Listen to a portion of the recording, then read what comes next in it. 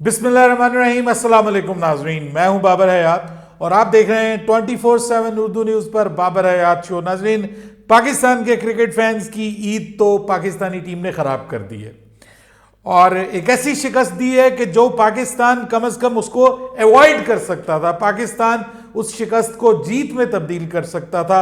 बड़े बड़े ब्लंडर्स किए हैं पाकिस्तान की टीम ने और इसमें जो बड़े जिम्मेदार हैं पाकिस्तान की शिकस्त के, जो बड़े जिम्मेदार हैं वो कौन है, इस वीडियो में हम इस पे बात करेंगे। और क्या उनको कोई पूछ प्रतीत होगी? वो मुस्तकिल पाकिस्तान की क्रिकेट को तबाह करने के दर पे हैं और क्रिकेट तबाही के दहाने पे गई हुई है और उसकी बुनियादी वजह जो है वो बार बार गलतियों का दोहराना है।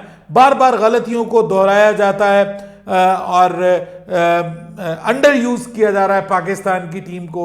इस हवाले से बात करेंगे तफसील के साथ और फिर बात करेंगे कि दूसरा ओडीआई मैच पाकिस्तान का कब होना है और कहां होना है, और उस मैच में कुछ प्लेयर्स की छुट्टी और कुछ प्लेयर्स की एंट्री के हवाले से भी आपको अपडेट करूंगा इस वीडियो में। लेकिन आगे बढ़ने से पहले आपसे गुजारिश कि अगर आप हमारे नए व्यूअर हैं तो प्लीज़ हमारे इस चैनल को जल्दी से कर लीजिएगा सब्सक्राइब और बेल आइकन को पुश करना मत भूलिएगा। मुझे फॉलो कीजिए इंस्टाग्राम पे @बाबर हयात शो और हमारे पेज को फेसबुक पे लाइक कर लीजिएगा। तो जनाब, आज पाकिस्तान का एक ऐसा मैच पाकिस्तान की टीम हारी है कि जो एक वक्त में ऐसे लग रहा था कि पाकिस्तान की टीम जीत रही है, क्योंकि बाबर और आगा सलमान जब दोनों खेल रहे थे ना तो पाकिस्तान बहुत जबरदस्त तरीके से मैच को क्लोज करने की तरफ जा रहा था, फिनिश करने की तरफ जा रहा था। और इनका प्लान था कि 40 ओवर के इख्तिताम पे हमने अपने स्कोर को 260 पे लेके जाना है।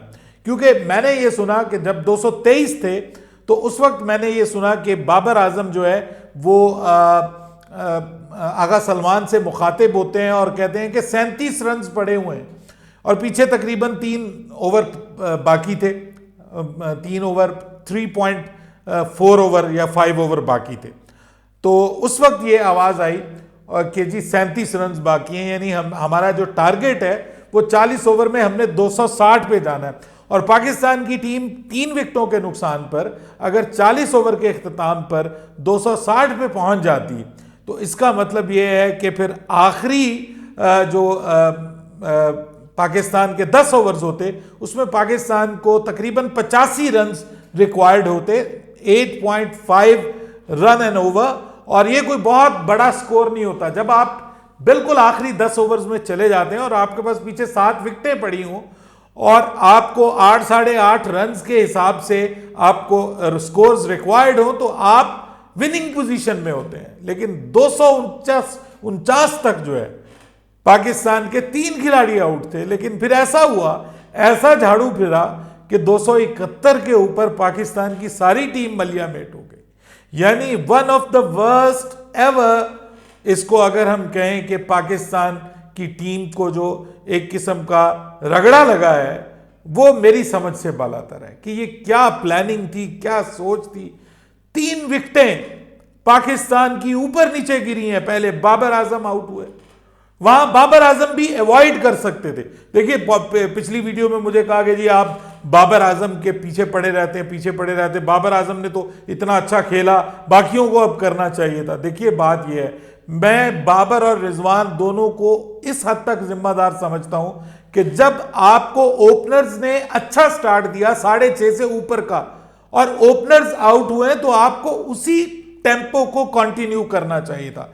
ये जो बीच में खास तौर पे जो रिजवान ने इनिंग्स खेली है, क्योंकि बाबर ने किसी हद तक उस टेम्पो को बाद में कवर कर लिया, लेकिन प्रेशर डाल के, प्रेशर बाबर ने जब टुक टुक शुरू की तो अब्दुल्ला शफीक जो है वो उस प्रेशर में आए और उन्होंने रन्स को तेज करने के चक्कर में अपनी विकेट थ्रो की। उसके बाद फिर बाबर और रिजवान आके अपनी नॉर्मल वही रूटीन की क्रिकेट खेलना शुरू हो गए और वो क्रिकेट जो है ना वो पाकिस्तान को भारी पड़ गई। और उसके बाद फिर आपको मुस्तकिल, जब आपको 8-9 रन मुस्तकिल एक ओवर में चाहिए होते हैं ना तो आपको फिर रिस्क लेना पड़ता है और वो जो रिस्क लेने का प्रेशर है वही आपसे विकेट्स गंवाता है। मेरे ख्याल में बाबर आजम को वहां पे उस तरह की शॉट्स नहीं खेलनी चाहिए थी।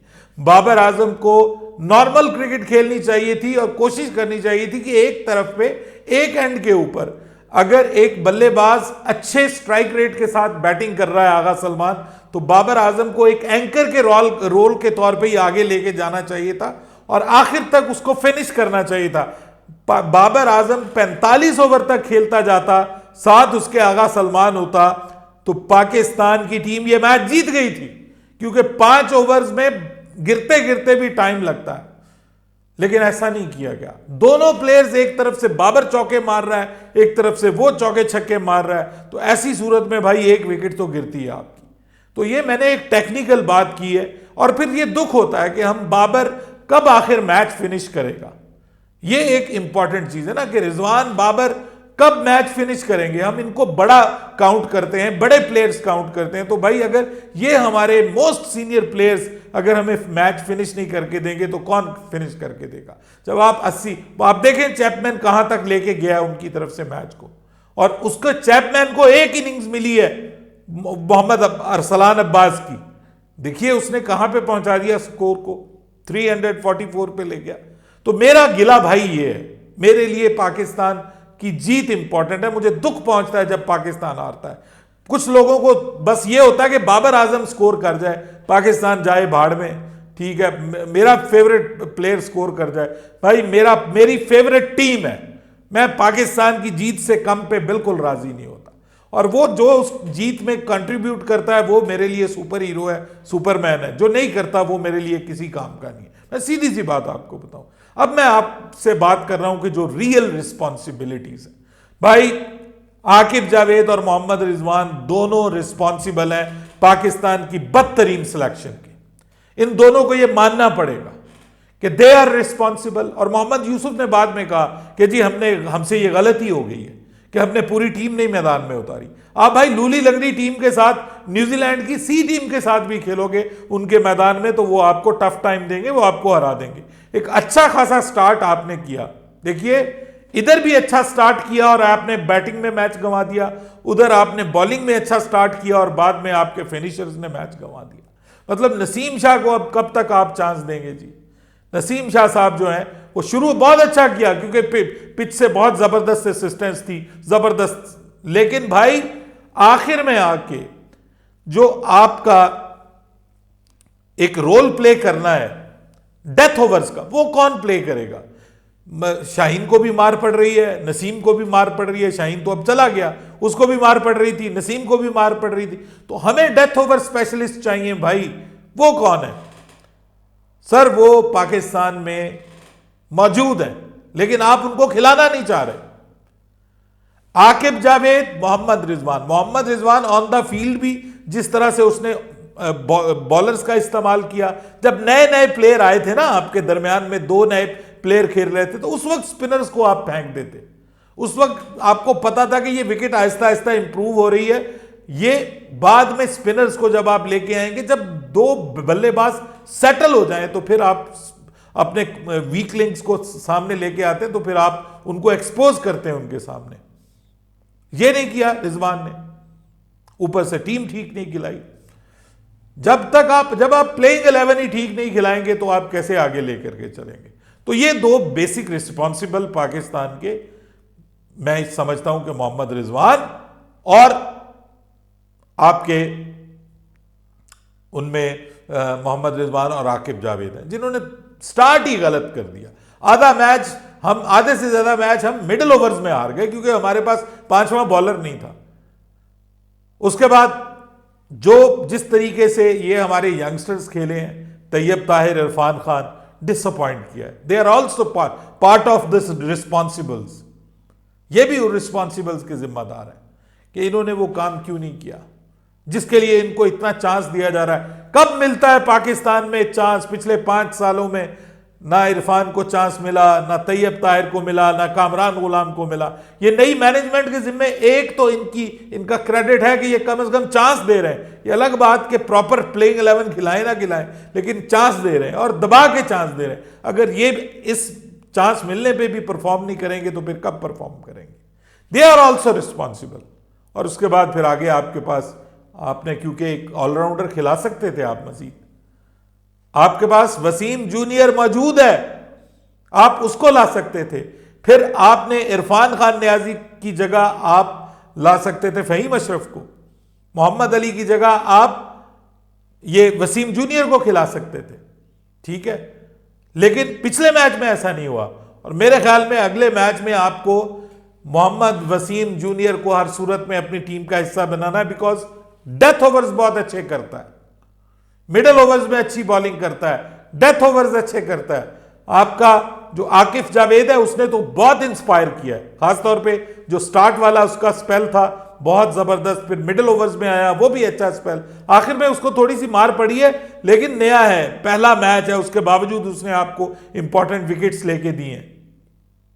तो मेरे ख्याल में आकिफ जावेद अपनी जगह बरकरार रखेगा, हारिस रऊफ अपनी जगह बरकरार रखेगा। आई थिंक सो कि आपको उसके बाद मोहम्मद वसीम जूनियर को ऐड करना है। आपको अगर आपने एक ऑलराउंडर मजीद खिलाना है तो वो बेहतरीन ऑप्शन आपके पास इस वक्त जो अवेलेबल है, हालांकि इससे ज्यादा अच्छी ऑप्शन मैं बात कर चुका हूं कि आमिर जमाल है, उसको पाकिस्तान को प्रमोट करना चाहिए, उसको नरिश करना चाहिए, उसको इंप्रूव करना चाहिए। अगर उसमें मसले हैं तो उसको प्लेयर बनाना चाहिए, फास्ट बॉलिंग ऑलराउंडर उसको लेके आना चाहिए। लेकिन इस वक्त आपके पास फहीम अशरफ मौजूद है, उसको लाइए और 3 फास्ट बॉलर्स, चौथा आपके पास स्पिनर और 5वां आपके पास फास्ट बॉलिंग ऑलराउंडर। तो इस तरह से 4 फास्ट बॉलर भी हो जाएंगे आपके पास। नंबर 8 तक वसीम जूनियर की शक्ल में फहीम अशरफ 7वें पे, वसीम जूनियर जो है वो 8वें पे। तो 8 नंबर तक आपके पास काबिल जिक्र बैटिंग की ऑप्शन होगी और उसके बाद फिर आपके फास्ट बॉलर्स और आखिर में आपका स्पिनर। और स्पिनर के लिए मैं आपको एक बात बताऊं कि इस वक्त पाकिस्तान को सुफियान मुकीम को बैक करना चाहिए। आपका फ्यूचर स्टार है, उसको बैक कीजिए, उसको मौका दीजिए, मार भी पड़ती है, विकेट लेके देता है, चांस दीजिए उसको, वो आपके लिए एक बहुत अच्छा एसेट बन सकता है फ्यूचर का। पाकिस्तान को अगले मैच में जो कि हैमिल्टन में पाकिस्तान ने 2 तारीख को खेलना है आफ्टर ईद, इंशाल्लाह पाकिस्तान को ये डिसीजंस करने पड़ेंगे, वरना फिर ये सीरीज भी पाकिस्तान के हाथ से जाएगी। बाबर हयात को इजाजत दीजिएगा, अल्लाह हाफिज।